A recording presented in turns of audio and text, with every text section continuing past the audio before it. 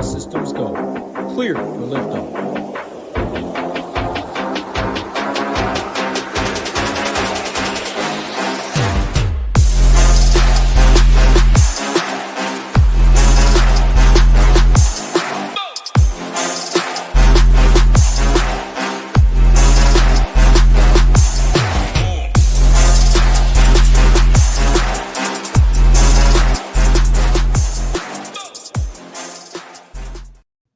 What is going on, SHIPIT Nation, YouTube station? I get to be back with my boy Rio today. We were just saying before pre-show, feels like it's been a couple of weeks since so we got to hang out and talk some basketball. But bringing in the new year today, 4 games on the NBA slate. I'll kick it to you, Rio, man. What's going on, buddy? How you been? I feel like we haven't chatted in a couple weeks. Yeah, I know it does feel that way, but luckily for us, NFL season regular season winding down, so we'll get to do shows a lot more frequently. Going to be adding another show to the weekly schedule once the NFL season is officially over, so excited for that. But yeah, looking forward to talking some hoops with you. Definitely feels like it's been a while. This is a pretty interesting slate. I was talking to you on pre-show. I think that there's a good chance the winning lineup in some of these tournaments will be heavily duped just with all of the value we're getting in Memphis. So we're going to do our best to try to sift through those plays and see if we can find some ways to get different. But yeah, I'm excited. This is the last slate of the year, and then we got a big one tomorrow. So I can't be going too crazy tonight because we got a big slate. Got to be ready for that one. Yeah, hell yeah. I'm jacked up to break down some of this stuff real quick. Before we get going, I feel as if people will have the same question in chat. So we'll kind of beat people to that. Is this going to be a slate where you're going to hypothetically build what you think can win a GPP and just swap out different pieces for guys that obviously project extra low as well as low ownership and just kind of take some shots and build lineups and just play backups in those positions? I think usually what I try to do on these smaller slates is find games to stack up. I do think that's pretty viable tonight with there not really being a ton of crazy spreads outside of that Wolves and Thunder game. Obviously has a little bit of a chance to blow out, but I think for the most part, I try to just build into a game environment. And then, it's going to be impossible to get away from these Memphis pieces, but I do think that with the way that the pricing is going for the guys up top, I guess we'll talk about them more as we get there, but there are ways to get away from some of the Memphis high-owned pieces and still build into some other games like the Clippers and Spurs game. I think has a little bit of shootout potential. I would say even Minnesota OKC has some, just with how well the Wolves are playing a lot better, but this is a Western Conference matchup of two teams that I think are pretty legit playoff contenders. So I could see some tighter rotations there, and then Cleveland and LA has a lot of appeal to me, just with some unknowns in the rotation for LA. And probably some tightening in the rotation for LA, and that we already know that that's a team that we like to attack for fantasy points. So I do think that some of those guys are going overlooked. So kind of a long-winded way of saying it's not really as much of like a 1v1 pivot off of the optimal lineup, but more so just building deeper into game environments is how I like to approach these types of slates. Sweet, man. Appreciate the insight. Love it. Let's say what's up to some people in chat.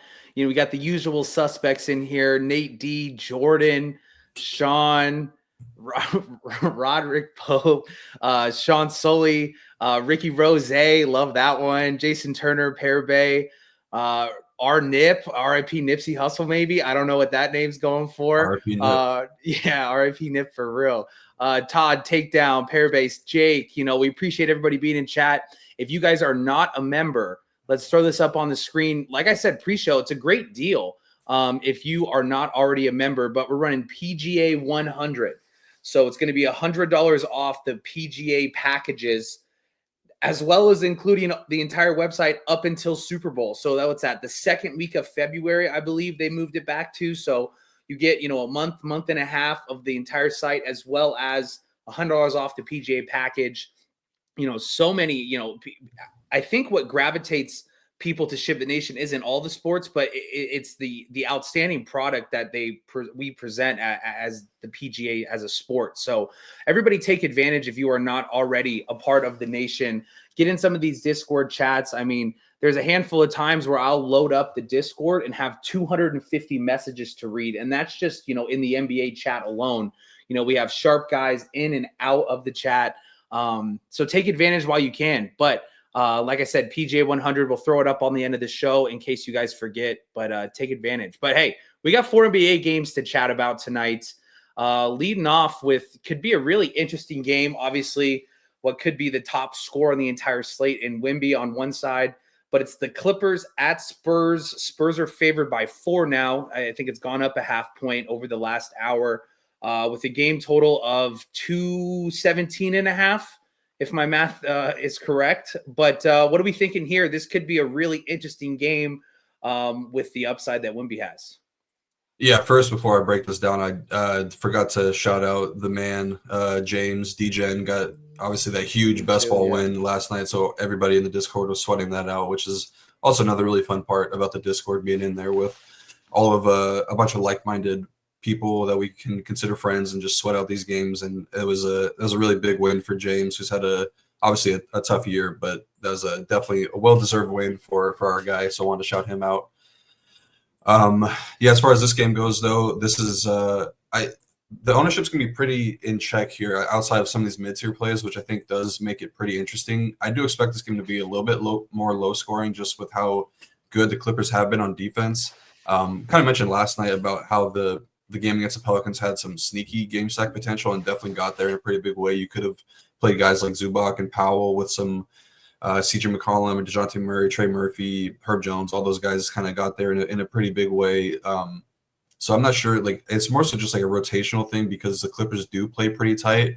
This is a back-to-back, so I wouldn't be surprised if we get some sort of injury news. Not sure who that would be. Maybe like I actually don't even know if they would sit anybody. But the Clippers are just playing really good defense right now. Top 4 defensive rated team. San Antonio has been pretty solid as well. Top 15 this season. The Clippers are doing a really good job taking away the rim, scoring, taking away 3-point defense. Or the 3-point defense has been really good. The Spurs' main weakness is their pick and roll defense. Wemby definitely playing more drop coverage, trying to defend the paint a little bit more, so that could set up pretty well for James Harden, who I think definitely leads the way for me tonight on the Clippers.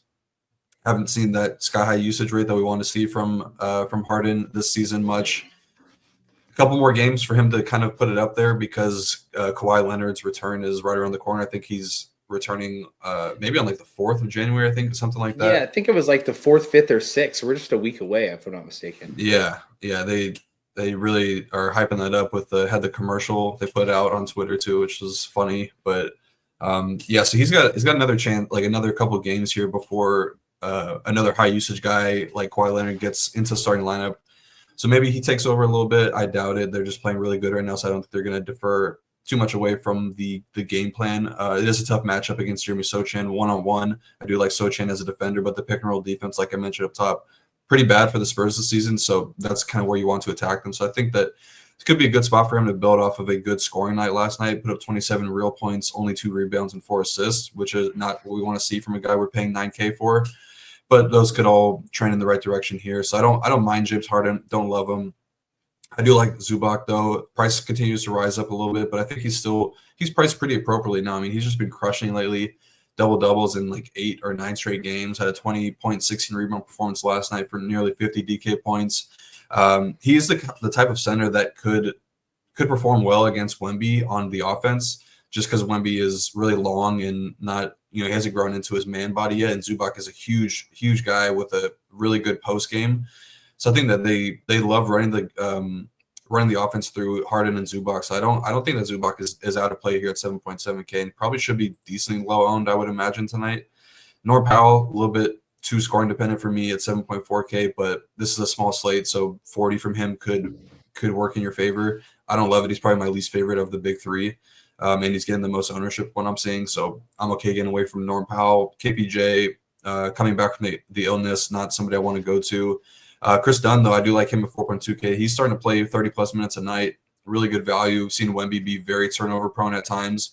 So either one of him or Derek Jones Jr. could kind of get there in a pretty big way with in terms of value from like a steals perspective. Both kind of got there last night. 23 for Derek Jones Jr., which would be pretty good on this slate, and then 25 from Chris Dunn, who does a little bit of everything. Doesn't take a ton of shots, but he's normally a guy that teams are okay letting him be the one that beats them. So sometimes those points could spike up in a big way, kind of like a Lou Dort type of play, really good defender, and they'll leave him open. So those are the main guys I'm looking to, the top 5 price guys outside of Kevin Porter Jr., but don't love the Clippers side. On the Spurs side, I think Wemby is very interesting at 11.6K. Mention it. I'm going to keep mentioning it with this Clippers team. As good as they're playing right now, they are the second highest turnover percentage rated team. That was worded weird, but they commit the second most turnovers in the league. So that can lead to some really big steals games for opposing teams. We saw it last night with I think DeJounte Murray might have had like 3 or 4. Herb Jones had like 2 or 3. CJ had a couple. So obviously it's not as valuable on DraftKings. You only get 2 points versus 3 on FanDuel, but you kind of want to play Wemby in those types of games where those stocks could really pile up in a big way here. So I think that him at 11.6K, we're starting to see the minutes climb up a lot too. The usage has been really good. He's played 35 plus minutes in 4 straight, even touched 40 on that Christmas Day game. But I think that he's going to be kind of settling in at like 35, 36. So at 11.6K for somebody that's as elite of a permanent producer as Wemby is, I think that he's always in play, especially at low ownership. He's definitely got the highest upside when things go right. I would say it's between like him and Anthony Davis, but I mean, Wemby's got probably a better chance of getting like 80, 90 points with all those steals and blocks. Like he's going to have some games in the near future where he gets quadruple doubles, I think. Not saying it's going to happen tonight, but I think flirts with it. Isn't it crazy that he really does do that? I think it was that matchup versus whatever night the Mega was. I forget who they were playing, but he had like 7 points through like a quarter and a half. Yeah. And then you look at his stat sheet after and you're like, wow, that's essentially half a game. And he just blows up, and you're like, wow, 4 or 5 blocks here, obviously gets his rebounds, but with the shooters around him, I couldn't agree more. Yeah, for sure. And I could see something like, Zubac is going to be, they're going to get the ball to him on the post. I could see those types of things happen. I think it was like, I saw a Dikembe Mutombo clip where he like blocked somebody 4 times in one possession. Like you could see something like that happening here against a guy that's going to be just on the post all game long, like Zubac is. Wait, am I reading this right? The Spurs are favored here. Spurs are favored, yes. Oh, wow. Okay. That's interesting. For some reason, I was thinking the Clippers were favored all morning. Maybe somebody does sit for the Clippers then, with it being a back-to-back, because that's pretty interesting. As far as the secondary pieces go, though, I think that they're all pretty solid plays. I don't really like Jeremy Sochan right now, just not really liking what I'm seeing with Vassell in the lineup. You add another pretty high-usage guy like Vassell in the lineup, it's definitely impacted Sochan in a negative way. Same thing for Wemby. Like he could spike for some steals and blocks in this game. You're really banking on him to get a double-double because he's normally not going to be scoring a ton of points, and against a good rim defense like the Spurs or the Clippers, not a spot I'm really looking to run and play a guy like Sochan. Chris Paul just don't really. It's hard to find ceiling from Chris Paul on a nightly basis. He'll flash 40-point ceiling from time to time. I do like that the minutes are in the 30s now. It seems like they're really starting to tighten up this rotation.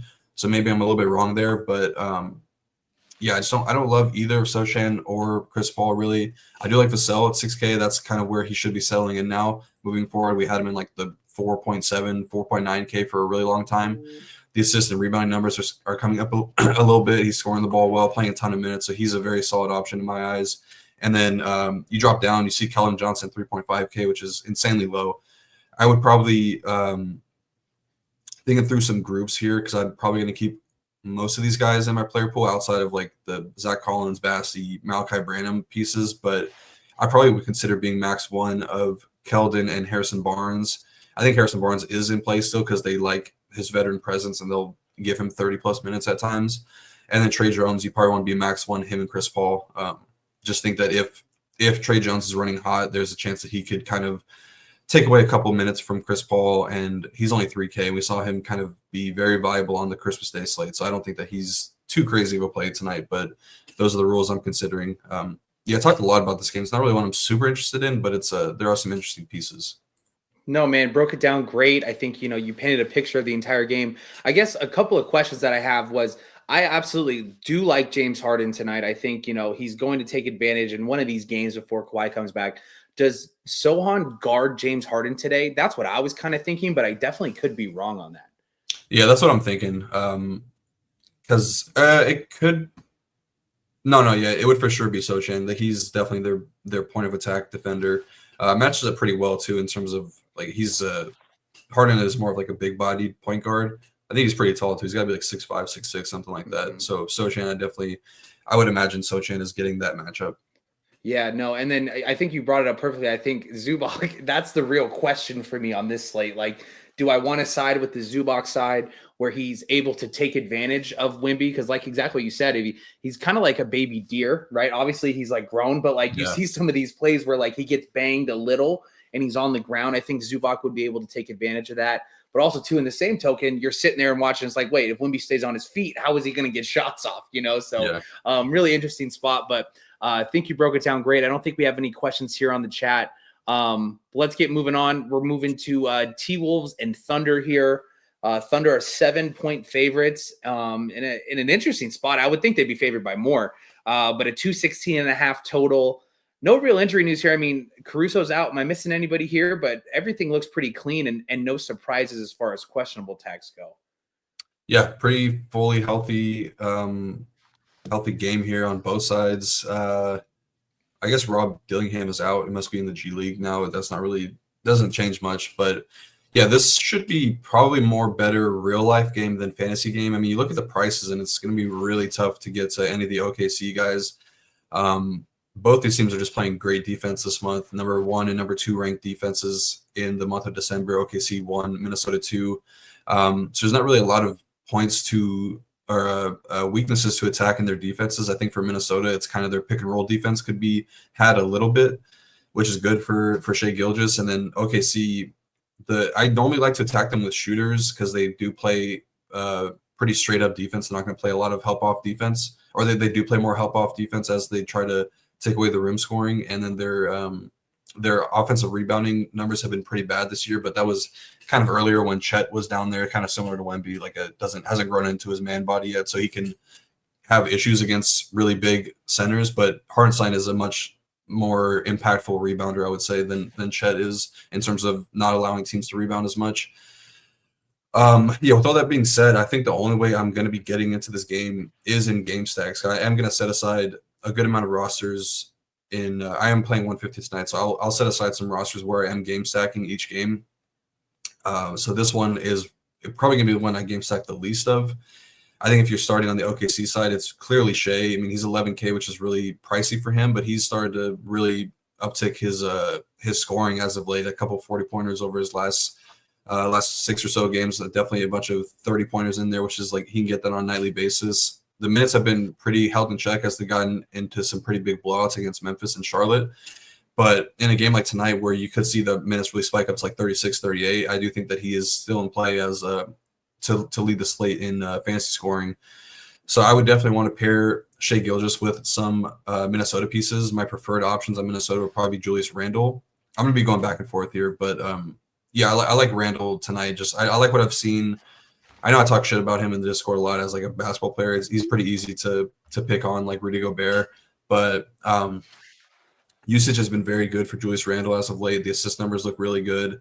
26% usage rate over his last 4 games with a team high 29% assist percentage and 11% rebounding rate. Those are all numbers I mentioned where you want to see a guy kind of flirting with the triple-double. I'm not saying he's going to get that, but if you look at the numbers, he's been right around double-digit rebounds and assists pretty much every game over the last 5 or so games.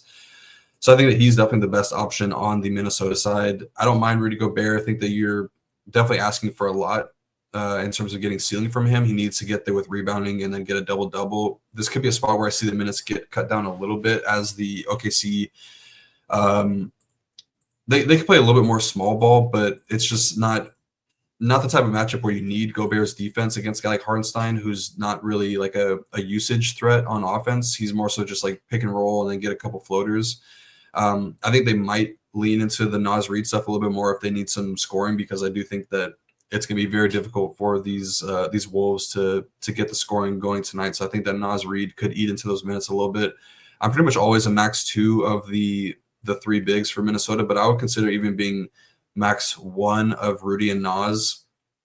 I mean, max 2 is probably the way to go because there are situations where Naz could play over Julius Randle. So yeah, I'd probably just say max 2.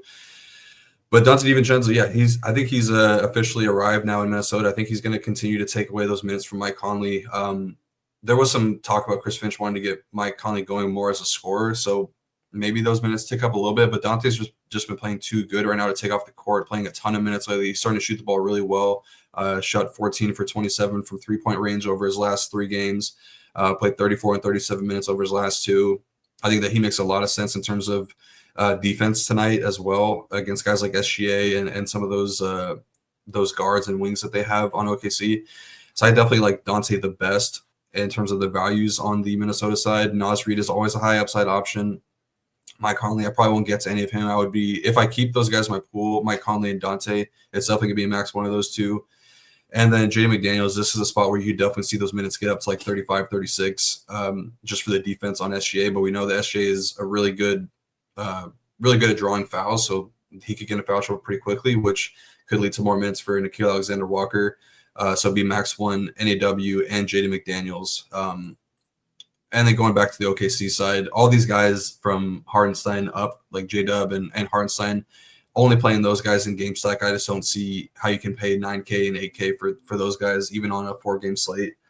Lou Dort is kind of interesting just as a value option because they're probably going to leave him open a good bit. He's had a couple big games against Minnesota last year, a couple 30-pointers, which would be pretty solid on tonight's slate. A little bit of a pivot off of those Memphis pieces. Definitely prefer the Memphis pieces, but he's not out of play. And then Cason Wallace, if he's starting, is playing close to 30 minutes. And then if you're playing the blowout angle, I definitely think A.J. Mitchell, Aaron Wiggins, and Kenrich Williams all make a lot of sense because they've been playing really good. I mean, A.J. Mitchell has shown a really, really high ceiling in blowout scenarios, had 26 against Memphis and then almost 40 against Washington. You're asking for a lot to get 40 from him because that was like probably the game was already 30 points out of reach heading into the fourth quarter.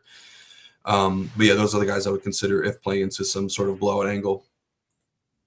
Love it. No, and then I saw Ricky Rose in the chat, asking when you say max 1 or max 2, what he's saying is in a lineup, he's going to max out 2 or 1 of those 2 in the player pool, if that makes sense. Yeah, like I wouldn't, like basically if you say max 1, I'll just use as an example. This is not what I'm saying to do, but when I say max 1, Nas and Gobert, I would not play those guys together in the same lineup. Is essentially what I'm saying. Wonderful. Good. No, I mean, I think you talked, broke down the game great. Love your angle of, you're not going to get to any of these Thunder studs unless they're in a game stack. I couldn't agree more. And our boy Julius Randle, like what you said, I mean, I think it was a week ago, Finch came out and said they wanted to pass the ball more. And you brought up the assist percentages, and just the actual assist numbers. I mean, 6, 7, 8, and then 4. I mean, he is going to flirt with that triple-double, and I think you see one soon. But love it. Yeah, we're looking for different pieces to get away. I think my kind of sneakier low-price play is going to be NAW in hopes that, not only does he get the extra run, but as well as getting open shots when the Thunder are real aggressive with the primary ball handler. But let's get on to a game that we like a little bit more, and so does the field. Grizzlies at Suns. 4.5-point favorites for the Suns. I think it's down 0.5 point. They opened at 5, or what I saw this morning was 5, and a 236.5 total. I'll quickly go down the list for all of the injuries. Smart out, Jaw out, Clark out, Aldama out, Laravia out, Edey out, Nurk out with the suspension. O'Neal is out. Grayson Allen is probable, and Devin Booker is questionable. Obviously kind of changes the slate here depending on if he's in or out. But did you say pre-show that Booker was at shoot-around today?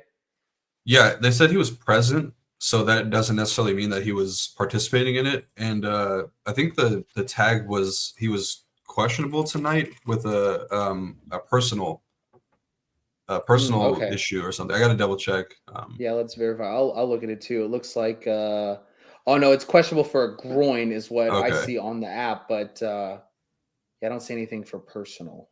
Oh, sorry, I was looking at Dylan Brooks. Dylan Brooks. Okay, yeah. So yeah, he should be. It sounded like today was the target return for him because I think it was like a couple games before that Christmas Day game. They said he was going to be out 2 games, so I think that would pretty much line up with this timeline. Yeah, so I guess we'll get right into it. The Memphis side is going to be very difficult to get away from. There's not enough sample size to go off of this season in terms of like all these guys being out. So you can kind of just guesstimate, who's going to get the run. Like we know Jaren Jackson and Desmond Bane are going to have really high usage rates.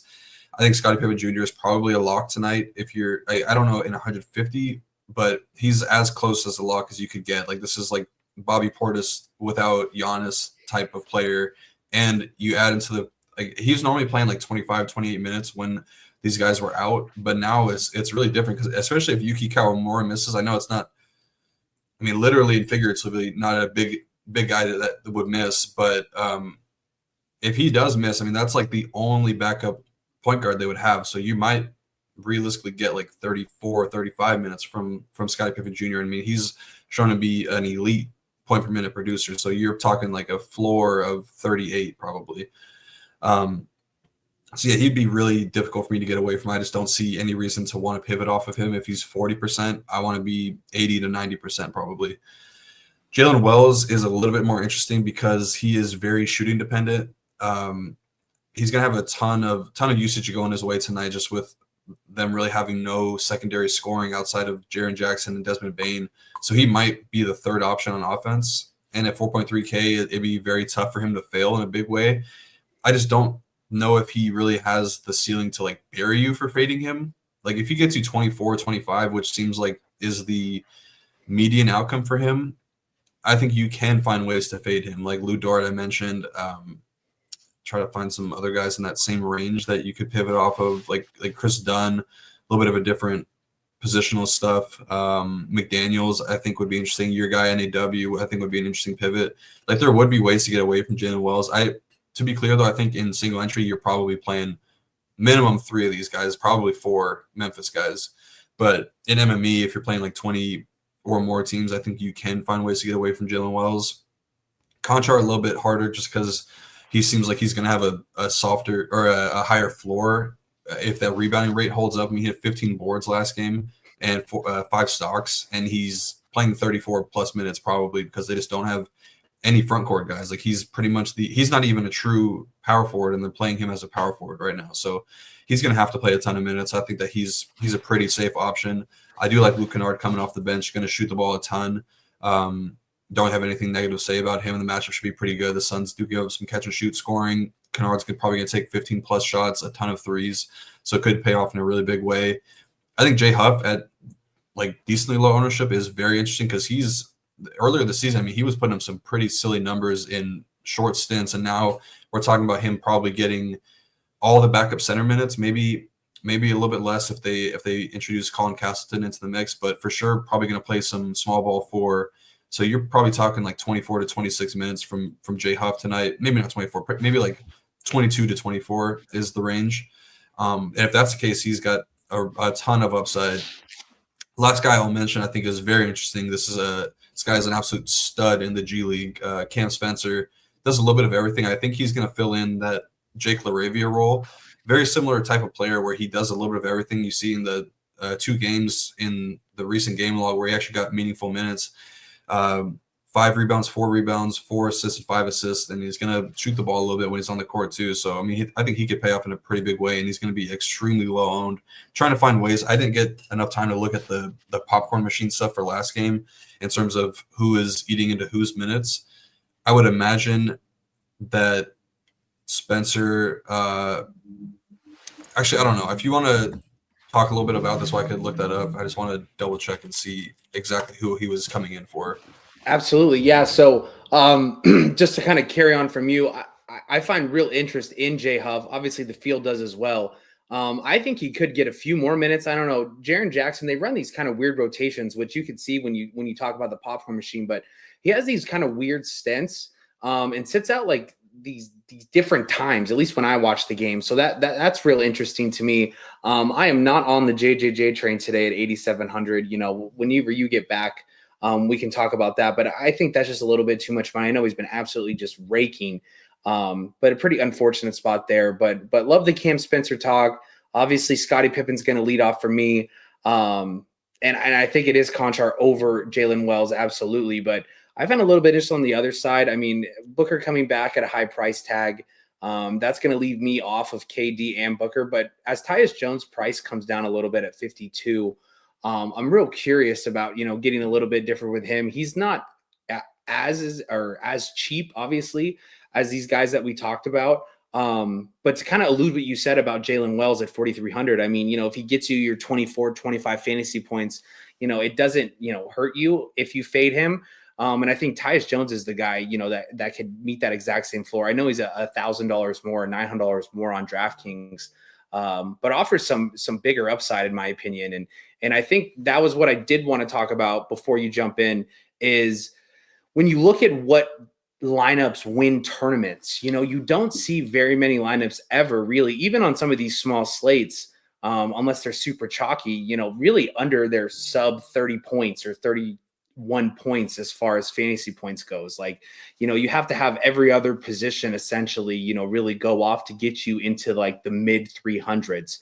And I understand it's obviously 4 games, but I think that's something to keep in mind today, regardless of how chalky some of these pieces are, is can this guy realistically in the spot get into the mid 30s in fantasy points, whether or not there is ownership, I think is pretty important. Yeah, I think that's definitely a good point. For sure, in those larger slates is something to take into account. I think we talked about it earlier in this year, but you kind of have to think about a player individually and say, does this player actually have the tournament winning upside that I need in the lineup? It does come down to roster construction a little bit more in something like NBA, where it's if you get 20 from a 3K guy, and that allows you to get up to a Jokic or something who could outscore the other 2v2 by 30, 40 points himself. That's a little bit different, but definitely something to consider. You definitely need at least 5 to 6x from every position on your lineup if you want to truly ship a contest. I was looking at the popcorn machine stuff, so it looks like Cam Spencer is checking in and out for Jalen Wells, the Jalen Wells John Contract group. So that's kind of interesting as a leverage point to play a little bit more Cam Spencer off of Jalen Wells. I'll definitely be doing some of that in MME tonight. Well, he checked in for Desmond Bane because Bane checked out at the 30-second mark of the first quarter, and Cam Spencer checked in. But then when Spencer checked out, it was Wells that checked in for him. You have to think about that a little bit more. It might be a max 2 of Spencer, Kennard, and Wells might be the way to go. The thing is, Wells is he was there. I believe he was a first-round pick for the Grizzlies this past season. So definitely somebody that they view as part of their future plans in terms of the team's outlook. He's not going to play in the blowout. So if there's any sort of blowout here, that would definitely hurt Jalen Wells a lot, which is where you definitely want to play Cam Spencer. So I do think you could probably play it a little bit more aggressive and just be max 1 Spencer and Wells. But yeah, just looking at the blowout lineup, it was pretty interesting because with no LaRavia in there, and then obviously all the bigs like Edey and Brandon Clark being out, I mean they had to play Conchar. That's the only reason he got up to 34 minutes. So it wasn't like the game was close and he got there. He played the last 7 minutes of the game because they just didn't have any bodies. Even Luke Kennard, who's an older guy and was even in some trade talks at some point this season, played into blowout. So definitely something to consider, because I think if Kawamura misses, then some of these guys just Kennard would have to play a lot. Jay Huff would have to play a lot. Cam Spencer would for sure play a good amount if the game gets blown out. So definitely trying to be mindful of all that. I mean Memphis is pretty well coached and they do have depth. They still have a pretty NBA caliber type players, so they probably can keep the game close. And Phoenix is not the best team right now, so I think that there's a chance to keep it close. So that's kind of how I'm viewing the Memphis side. I do agree with you on Phoenix, though. Go ahead. My bad. No, I'm just going to dive in. I don't pay attention to records really at all because we're diving into slates every day. Memphis is second in the West with a 22-11 record. So just kind of throwing that out is they've been winning basketball games and they are well coached and playing well. But my bad, you can go on to the Suns. Yeah, no, I agree with you. I feel bad that I'm not paying attention to records, but I really am just too deep into the matchup stuff and the fantasy aspect of basketball to really care too much about the records. I'll care once we get a month out of playoffs and teams are actually playing for seedings and things like that. But yeah, right now I don't really care too much. Yeah, the Phoenix side though is going to be tougher. I do agree with you on the Tyus Jones call. Price is starting to come down a lot. Will definitely look a lot worse with Grayson Allen and Devin Booker returning in terms of usage standpoint, but it's a 4-game slate and crazier things have happened.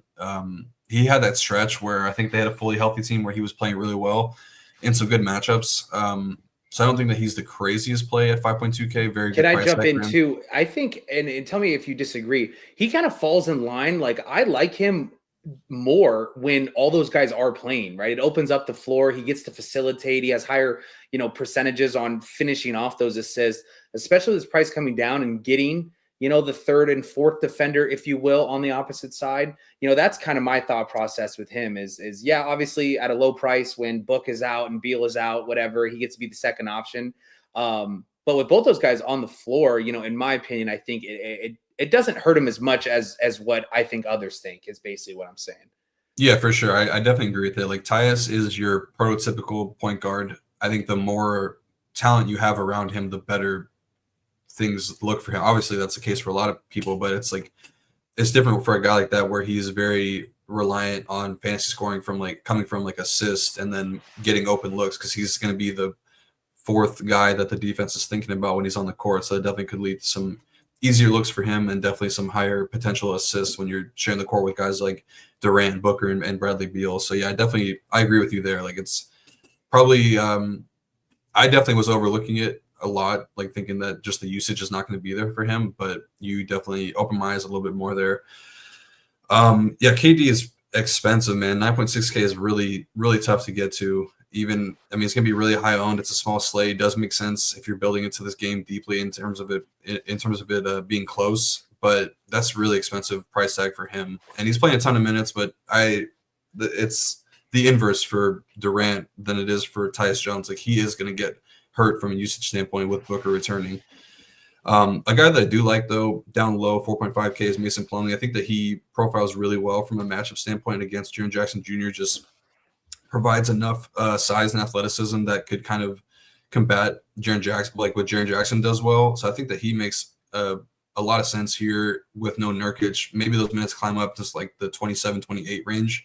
And if that's the case, got 26 against Golden State. So he does a little bit of everything too. Like the ball handle or the playmaking's always been pretty solid for Plumlee. So I don't think that he's the worst play at 5.4 or 4.5K. Probably won't get to Beal or Booker outside of game size. I think they're just like a sprinkle. I don't really want to play Booker returning from an injury. We've seen him be pretty full coming off of injury tags. Like he might just be right back to like 34, 35 minutes. But yeah, I think Tyus is probably my favorite, and then Mason Plumlee, and then probably Kevin Durant if I have the salary at forward and I just need to fill a position. That's kind of how I'm viewing it. Yeah, what kind of concern, my bad, I don't know if you're done, but what kind of concern do you have for Mason Plumlee? Obviously, the minutes, I think you're right on. I think it's right around that 26, 27-minute mark after watching him play 26 versus Golden State. My problem is the guy doesn't shoot. Like, he didn't have any shot attempts in that game. He did have 2 free throws. I don't know if that was like a bonus foul or a shooting foul, so maybe one shot where he did get fouled on. But I guess that's always my real concern with him is like when you do roster him, obviously he contributes in so many different buckets to, increase his fantasy value. But if he doesn't shoot, you just kind of lose so much upside, especially if he's going to be like 20% owned. Yeah, definitely agree with you there. I mean, you can look back at like every start, he's not taking more than 4 or 5 shots. So that's a good point. You're kind of just banking on very efficient rebound. Like every rebound goes to him and you get like double digit pretty much. And then like he mixes in a couple steals and blocks. So yeah, definitely a good point. Yeah. Good. All done here. You moving on to the next one? Yep, I think so. All right. What is it? Is LeBron's birthday tomorrow or is it yesterday? I don't know what day it is, but he's turning 40. He gets the Cavs at home, not in Cleveland. It's in LA. I think that would be like the perfect mix to like the LeBron play is if you did birthday, New Year, all that in Cleveland. But the Cavs are favored by 5.5. Another line that you're like, wow, I've watched the Cavs blow everybody out over the last couple of weeks. And now you get, a 5.5 point spread, really intriguing. But 227.5 total. I believe in the morning time, it was LeBron and AD both questionable. I hear and I kind of see some places that AD is going to be probable tonight. I think they obviously both play, as well as Gabe Vincent with the questionable tag. I think we do have the answer, yes, that Shake Milton and DFS can both play in this game after the trade. Cavs side looks pretty good, but like you said, we have not gotten the injury report yet from the Cavs, so I'm not aware if anything has changed. Yeah, I don't think so. I think that we are still waiting for the injury report, but they haven't filed yet. They don't need to. I mean, isn't this around the time when we get the Donovan Mitchell tweet? So we got to keep an eye on that, because this is a back-to-back. Yeah, this is a back-to-back. They do have some guys that have been dealing with some nagging injuries, like Karis LeVert and Max Strus returning from injury recently. So maybe one of those guys sits, but probably not enough for it to be super impactful from a fantasy standpoint. I do think that this game environment itself, though, is really good. Kind of look to attack the Lakers all season long. Their defense is playing a lot better right now, top 15 in the month of December, but their offense has been really bad, so they need to turn things around here. And Cleveland continues to just be one of the best teams in the league, top 10 defense, first ranked offense. So this should be a spot where we get some pretty big scores from the Cleveland side. And if Lakers can keep it close enough to push up those minutes for some of the Cleveland guys, I think that they make a lot of sense and probably not going to be too high owned. I'll start with the guards because I think that they're probably in the best spot here, Donovan Mitchell and Darius Garland. Donovan Mitchell, really good transition score, and that's what you want to attack for the Lakers. They went like a bottom 4, bottom 5 transition defense this season. 8.4K is pretty reasonable for him. Hasn't needed to play a ton of minutes, but we've seen in close games him get to like 34, 35 minutes. And guards have just been very good against the Lakers all season long. So I think that this can be a really, really good spot for him. Probably going to have Max Christie on him to start. I expect Dorian Finney-Smith to kind of eat into those minutes a little bit to make it a little bit tougher on Donovan Mitchell. But yeah, I mean, this is a really good spot for the guards. I like Donovan Mitchell here, but I do prefer Garland 1.2K cheaper. He's looked like really good over the last couple of games. Kenny Atkinson said a week or two ago that they want him to take more shots. He's done that, taking 17 and 18 shots over his last 2 games, put up 41 plus DK points in 4 straight games. I mean, this just profiles as a spot where one of these guys has a really big game here. I would prefer Garland just for the price tag, and he's kind of been able to match Donovan Mitchell's ceiling at times outside of like those matchups against the Bulls earlier where Donovan's going for like 60. But I think 45 is definitely within the range for Darius Garland tonight, and he's going to be pretty low owned. So I like Garland a good bit here. I would probably prefer him in a game stack perspective. I do like the pairing if you go like Garland, Jared Allen, and LeBron. I think that makes a lot of sense, and then you could mix and match some of the values from the other games. But yeah, in terms of the bigs, should be a good spot for Mobley too. I mean, you're not really worried about the defense on the other side. He's going to see one of Rui or LeBron, which would be a very good spot for him. He's shooting the ball really well this month. The playmaking has been good, averaging right around 3.5 to 4 assists a game this month. Price is okay at 8K. Not going to play a ton of minutes, but in a close game, I think that he would definitely be a pretty impactful piece in terms of a game stack. I like Jared Allen too at 6.5K. The last time we were shouting out Jared Allen was against Jokic, where you need to see those minutes climb up. He got up to 31 in that game, and that was a pretty big blowout. Played 31 minutes, had a double-double, 22 points. Probably going to play close to 30, 32 minutes here again. They're going to need his size against Anthony Davis. I think that even more so in the matchup against AD than Jokic, they probably need him. So I wouldn't be surprised to see a little bit more minutes going in Jared Allen's favor here. Because the Lakers just don't really play a lot of small ball, and AD is going to play close to 38 to 40 minutes tonight. So I think that Allen makes a lot of sense as a really low-owned option tonight. These secondary pieces I wouldn't get into, but I don't think that Dean Wade is the craziest option as a pivot off some of those Memphis pieces that we talked about. He's been shooting the ball really well. I can spike for a random game, but going to be playing defense on LeBron tonight, so it definitely brings a little bit of foul risk. But yeah, I don't like any of those secondary pieces. Really just the top 4 on Cleveland. On the Lakers side, it's really just AD and LeBron or bust for me. I definitely prefer LeBron's matchup a little bit more. Narrative too. Yeah, I think his birthday was yesterday, and matchup versus old team, you could buy into the narrative. I definitely think that it's one to buy into. I think he's going to want to put on a show New Year's Eve day game, day after his birthday. Like I think that he's going to have a ton of usage going his way. You take away D'Angelo Russell off the team. That's another high usage guy that was taking away touches from him and Austin Reeves. So I think the touch time is really going to tick up here in a big way. I definitely like LeBron here. I would play LeBron 100 times out of 100 over Kevin Durant personally, and he's going to be much cheaper. or a much lower owned, pretty much the same price tag. So definitely prefer LeBron there. But Anthony Davis could always get there. He's going to play close to 40 minutes. The playmaking was really good last game with no LeBron. Almost had a triple double. Oh, sorry, I almost had a sneeze coming. Yeah, so I think that I think AD is a fine option. I probably prefer Wemby for a little bit more. This is just a really tough matchup. Cleveland's done a really good job against opposing big men outside of Jokic, but Jokic is a different animal. So not too excited about playing AD tonight. Reeves' price tag is as high it's probably going to be with a fully healthy Lakers team, but still have a little bit of interest in him at 7.3K, just for the fact that there's no D'Angelo Russell there to take away touches from him in the second unit. I think they're going to stagger him and LeBron away enough to get him a lot of touches, and we've seen him have really high ceiling even with a fully healthy team. Put up that triple double against Golden State on Christmas Day. I'm not saying he can repeat that tonight against Cleveland, but those types of things are within the range of outcomes for him, and not a lot of other people have that same upside in that same range at the guard position. So I don't think that Reeves is the worst play, but definitely more of a person I'm looking to get into if I'm game stacking. I guess Rui is cheap enough and playing enough minutes to consider, but not the type of guy I'm looking to play. Definitely not going to play Max Christie. I think Dorian Finney-Smith is kind of interesting. Like, there is a scenario where he immediately steps into a pretty big role here because they traded for him for a reason. Like, they needed a 3-and-D guy badly because Max Christie he hasn't turned out to be that yet. Isn't he just like the perfect piece, like exactly what LeBron looks for at the deadline, right? Like, when I saw that trade, it's like, it makes so much sense. And I couldn't agree more. I'm gonna let you keep going, but I couldn't agree more. I could see him being the first guy off of the bench and just playing huge minutes here at 4,400.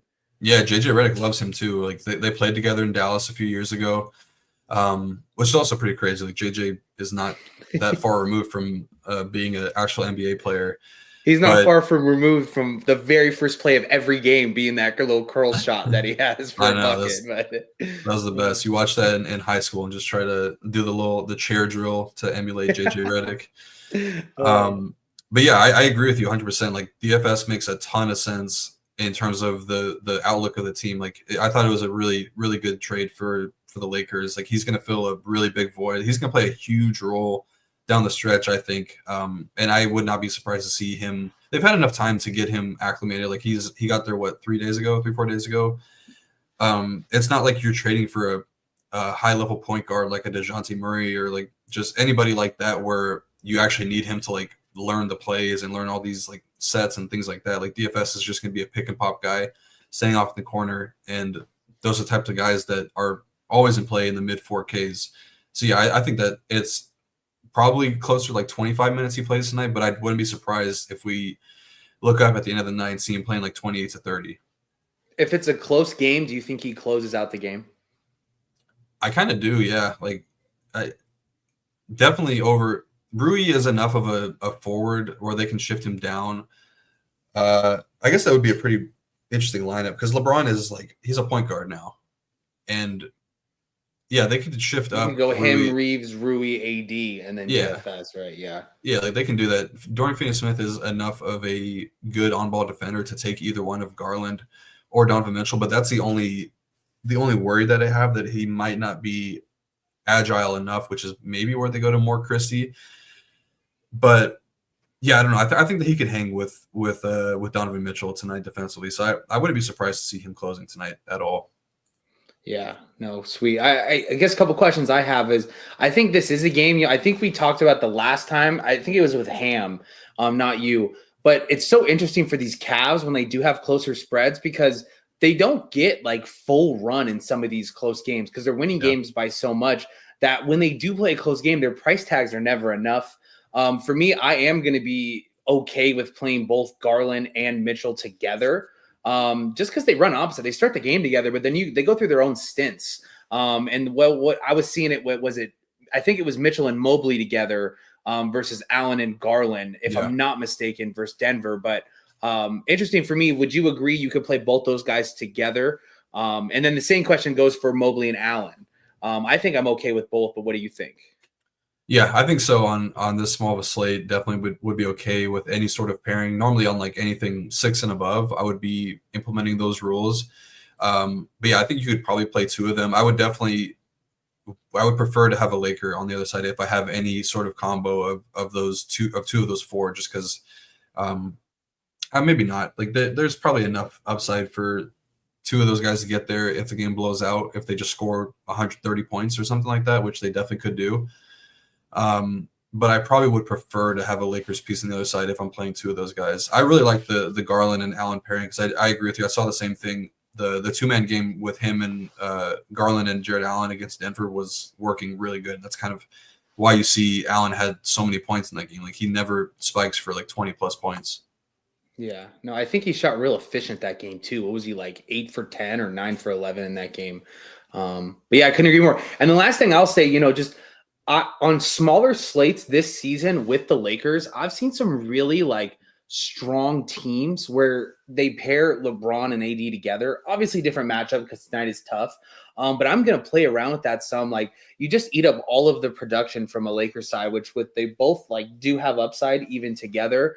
I think the last time I saw it, LeBron had like a triple-double and AD had like a bunch of rebounds. But that's another interesting thought for me tonight is like, I know it's really expensive, but we have the value to do it. Like running like a LeBron and AD together with a piece if you get it right from the Cavs side. But not only that, but like if you do have enough value and go cheap in some of these spots, like a Reeves, LeBron, AD and eat up all of the production from a Lakers side in which they're projected for, what is that, 111? My screen's small. Yeah, 111. That kind of intrigues me a little bit, and then kind of mixing and matching Cavs pieces on the other side. Yeah, for sure. I could not agree more. It's three, like those three guys are doing everything right now for the Lakers. Like Rui is too low usage, DFS is really low usage, so I don't think that's the worst thing you could do. They're going to play a ton of minutes too in a close game, so I could not agree more. I don't think LeBron is going to sit tonight, Josh. I would expect the spread to be probably 7 to 8 if LeBron were not playing. Yeah, what is it right now? It's 5. Yeah, I think it's like. Is it 5? So it went down. So it was at 5.5 this morning, and now we're showing 5. So yeah. No, LeBron is gonna play. There's no way he misses the matchup versus the Cavs in LA after his birthday. Yeah, the Clippers got a little buyback as well. So maybe somebody that was gonna sit isn't gonna sit anymore. Oh, wow. It went down to 3.5, you're saying, huh? Yeah. Huh. Okay. Interesting. Yeah, you're right. It did kind of feel what you mentioned earlier that somebody was going to sit, but now back to it. So good. Any last thoughts here before we get out of here for 4 games tonight going into the new year? No, I hope everybody has a really good New Year's Eve tonight. Definitely be safe. Don't do anything too crazy. Don't drink and drive. It's like $30 for an Uber wherever you got to go. Much cheaper than all the other scenarios where things go bad if you don't call an Uber. So yeah, definitely be careful tonight, guys. Appreciate everybody stick around this year with us for NBA. It's been a really, really good start to the season, and looking forward to building on the rest of the season. I think that got a lot of momentum going into the new year. Definitely gonna keep that going after DGen's big win. Hopefully somebody in the SHIPIT Nation Discord has a really big night tonight. So yeah, thank you everybody and Happy New Year's. Yeah, great. Couldn't agree more, man. The Discord, we're getting ready. We're getting ready to just smash on one of these nights. We're so close, but couldn't agree more, guys. Be safe tonight. Happy New Year. Nothing good happens after midnight. So once that ball drops, bro, everybody go home, bro. The only bad stuff happens that late at night. But appreciate you guys as well. Good luck tonight, and let's ship it.